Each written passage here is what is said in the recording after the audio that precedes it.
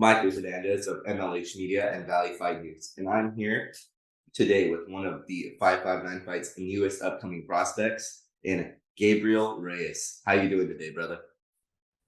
Yeah, yeah, I'm doing pretty good too today. How about you?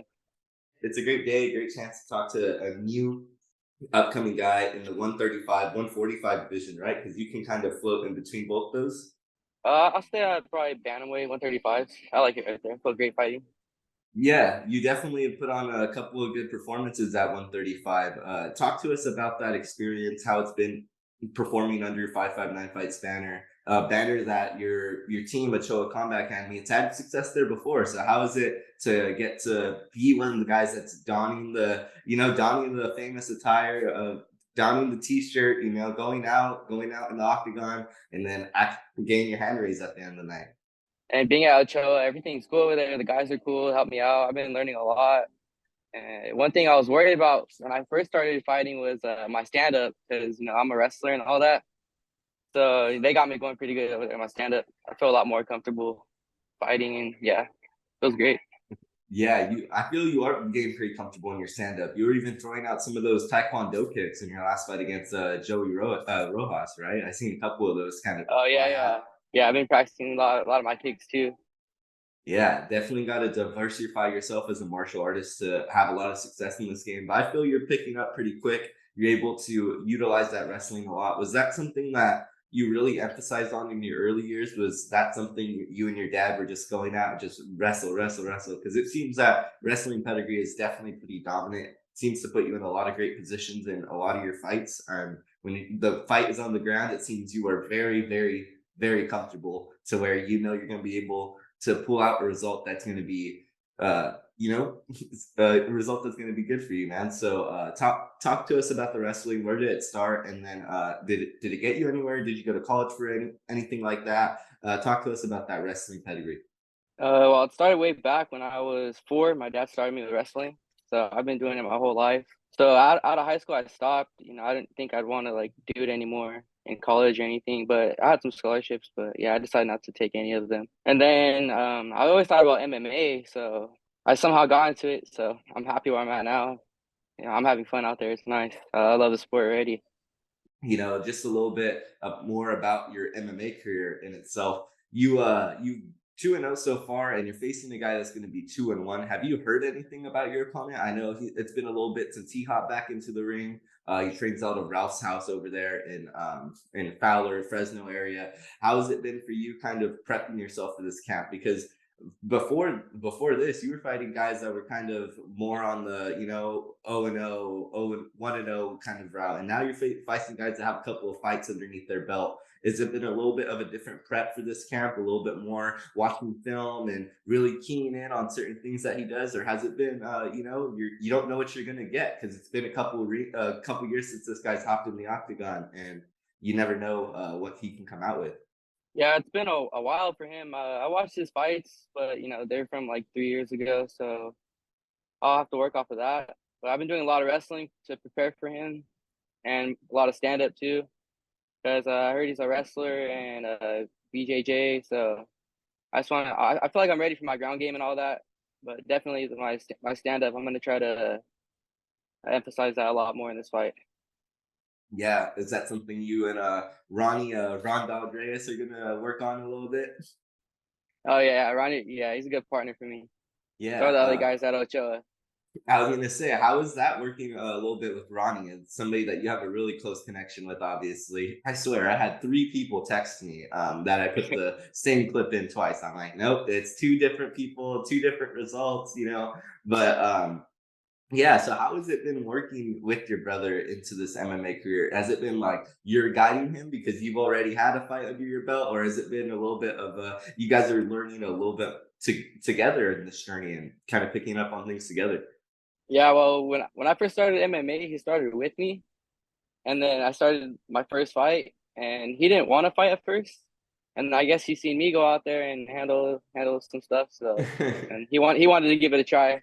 He thought he'd like it too, and yeah, he liked it. He told me he's fighting this month, and I was like, shoot, I'll fight with you. So it's Pretty kind of crazy how we're both fighting the same cards and stuff. It's kind of cool. Is it been a little bit of a trouble kind of balancing the brother relationship with him sometimes in the gym, or do you feel that you have a pretty good trigger on when it's like, hey, this is my brother, and hey, this is my training partner. Like, I gotta go hard, you know? Yeah, I think we push ourselves a little harder when we go with each other. It's more competitive. Yeah, it's a lot funner when I choke him out, and he's like, "Damn, you got me." You guys have a lot of guys over there at Ochoa that have had experience in the MMA game, have had experience just all over. So how is it for you, somebody that's kind of barely putting their feet in the water, barely getting their toes a little bit wet, to have this guidance behind you and know like, hey, I have people that have seen damn near everything in MMA, have seen everything that has grown from it. How does it feel to have those guys behind you? Meeting these new people, these new guys that I've never met, and it's different. It's like because I'm a part of the team, so we learn this like we become brothers more. See each other every day. We train every day. We're always sweating together, cut weight together, punch each other in the face. Yeah, I never had a relationship like this with guys. It's a lot different. The team's a lot smaller. Like in high school, it was a big team. Wrestle on your Yeah. own. And then in But high these guys, school, they support me everywhere.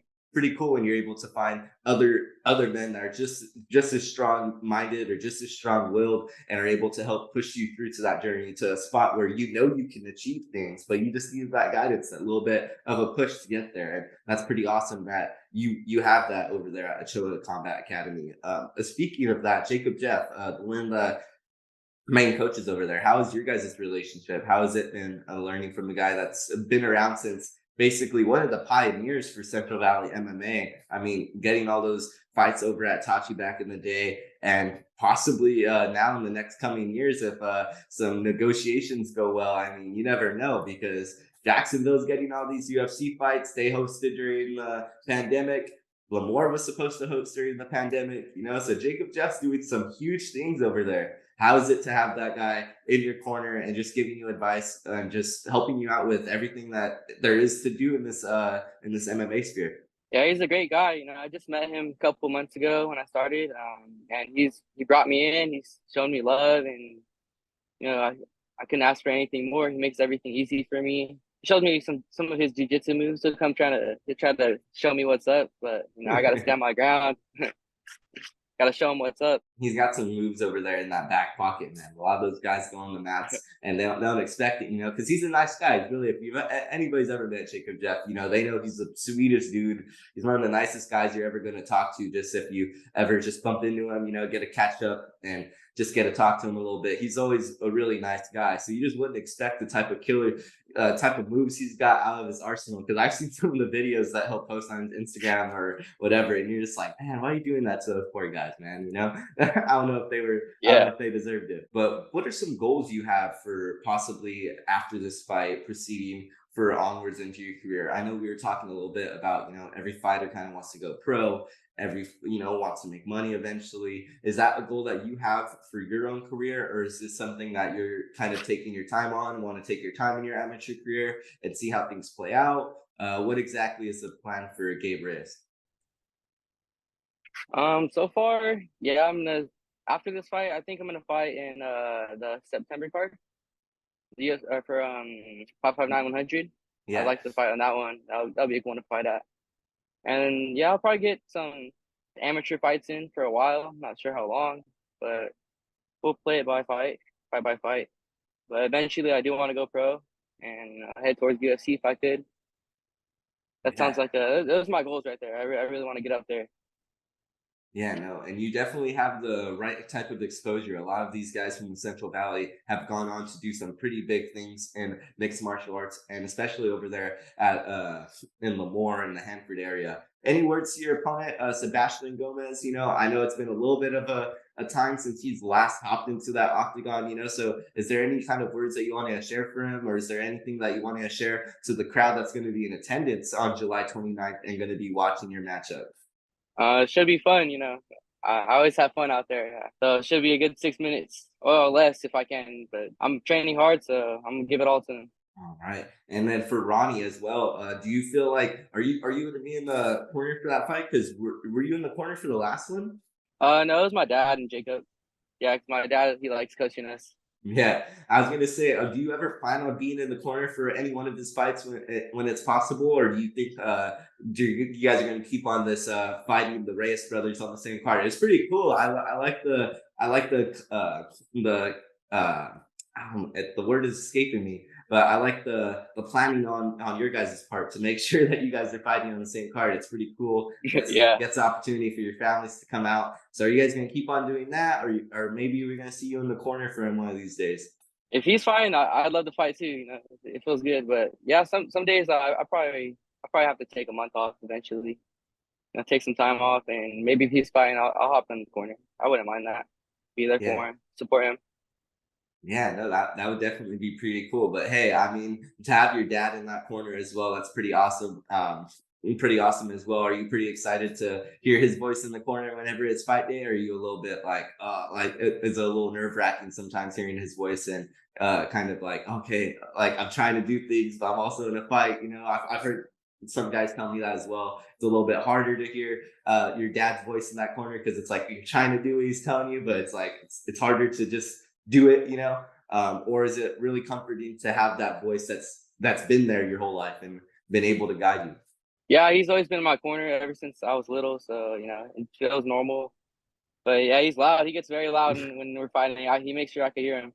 Everything he sees, he tries to help me out as best he can. You could tell he definitely cares a lot about your guys' career and cares a lot about the trajectories of where you guys are going to go, man. So definitely shout out to Ron Dog Reyes. His name's Ronnie as well, right? Yeah, Ronnie, they got the same name. Yeah, I know they both followed me on the same day, and I was a little bit like, oh wait, I was like, does he have two accounts? But then I was like, oh, I put two and two together, you know.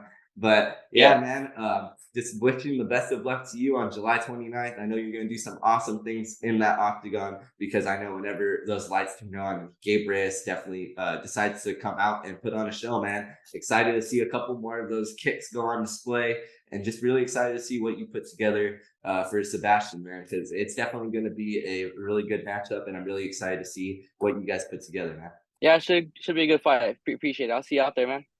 Hey, will do, man. Hope to talk to you after, my man. Michael Hernandez of MLH Media and Valley Fight News, and we are going to be signing out with the 559 Fights new bantamweight prospect, Gabe Mhm. Reyes.